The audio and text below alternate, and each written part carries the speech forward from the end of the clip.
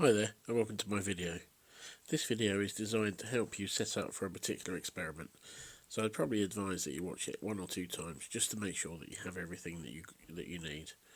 And don't forget to share everything with this section leader and all your Beaver pals. Hi everybody, today we're going to do a science experiment, but it's going to be with a little twist. I'm going to do the experiment with you and show you how to do it, but we're not going to see the results today. You're going to do that with your section leaders. Okay, so to complete your science experiment today, you're going to need a number of things. The first thing you're going to need is an adult. You're going to need somebody to help you, because 2 of the things we're going to be doing during this science experiment is using a sharp knife, and we're going to be using the cooker. Now, as well as the sharp knife and the cooker, we're going to need a saucepan, a colander, a lemon, some red cabbage. Very important that it's red cabbage. A jug would be handy. We're going to need some water and some paper. Okay, stage 1 of the experiment is the red cabbage. What we're going to do is we're going to chop the red cabbage up and we're going to put it in the saucepan.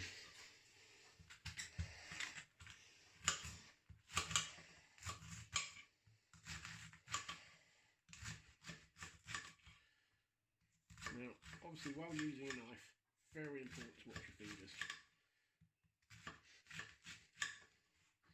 This is one of the reasons why you need some support or some adult help while using such a thing. Now, it doesn't necessarily matter how we cut the cabbage. We don't want it too big because otherwise it will take up too much space in the saucepan. So, there we go. Put the red cabbage in there.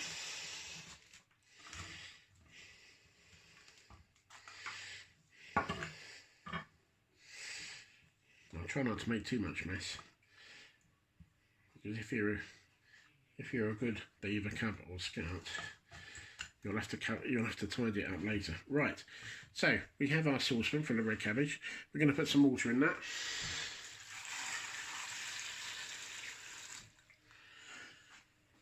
There we go, just enough so that we can cover the red cabbage. Obviously, as it boils, it will get softer and boil down. You can give it a stir every so often.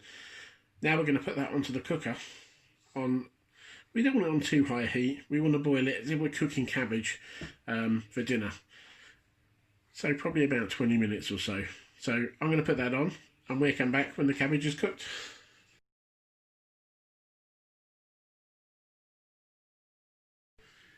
Now when your cabbage is cooked, we need to drain off all the water. So I would probably recommend that you did this over the sink. But for demonstration purposes, I'm going to use this jug, because one of the most important things we want to do is collect all the water that comes from the cabbage that's been boiled. So to do that, we're going to have a jug. In it, we're going to place a colander, and then we're going to put the cabbage into the colander. Again, being very careful to remember that this is going to be hot.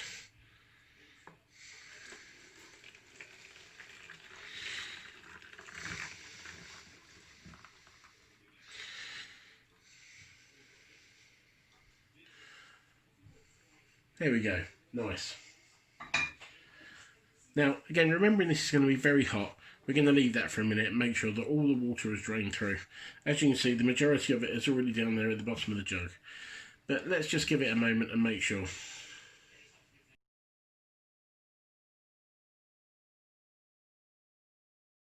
Okay, for this part of the video, as you can see, what I've done is got a tray. Now, what we're going to do with that tray is we're going to place in it our piece of paper. Now, if possible, what you really want is a piece of blotting paper, or that softer, slightly thicker type paper. But if you can't, a regular sheet of A4 paper will do the trick, as long as it's not too shiny. So what we're going to do is we're going to place the paper into the tray. Then what we're going to do is we're going to take the cabbage water, juice, whatever you want to call it, and we're going to pour it into the tray onto the paper.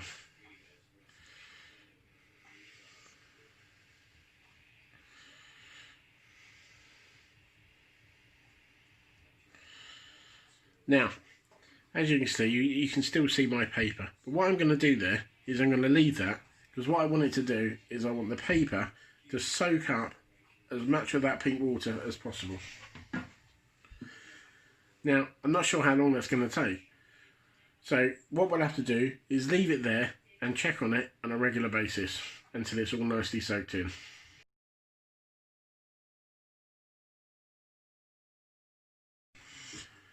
Okay, once your paper's soaked for as long as you think it needs. Now, you can soak it a bit longer than I have, but as long as it's nice and purple, that's going to be just fine.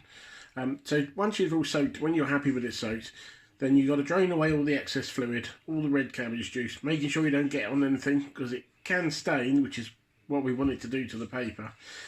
And then very carefully lift your paper out and put it on something nice and flat to dry.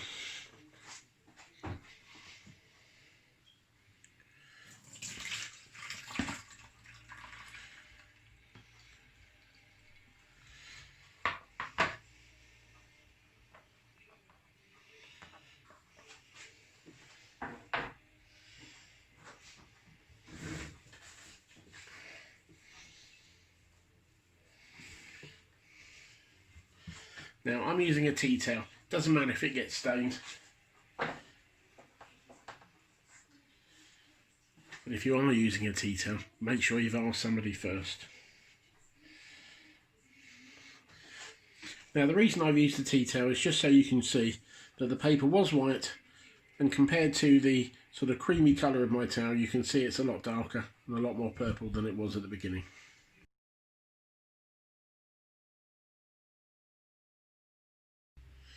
Okay, as you can see, my paper is nice and dry now.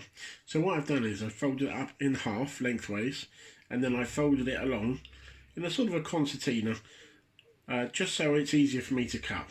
So, being safe, we're going to use some scissors. So if you've got someone there to help you, that would be ideal. What we're going to do, oh hello, there's the cat. What we're going to do is we're going to cut up the paper into these small size strips.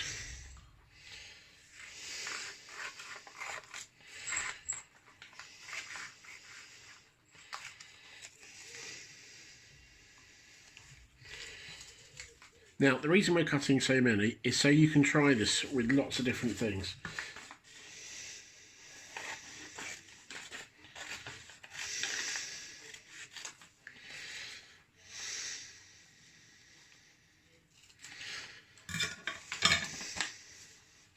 Now, at the beginning, you may have seen that we had a lemon. And as yet, we haven't used a lemon. Why are we going to use a lemon? Well, I'll tell you what. What I've done is, here is the lemon. I'll just pop it on there for you so you can see it. I've just cut a little spit off the end there just so you can I can actually test it, in fact. But what I want you to do is to find similar things like lemons, maybe other fruits, and then what we're going to do is we're going to test these fruits and see what happens to the paper when we touch these bits of paper onto the juices inside fruit. So if you've got things like oranges or lemons, grapefruit or similar things, that's what you're going to do.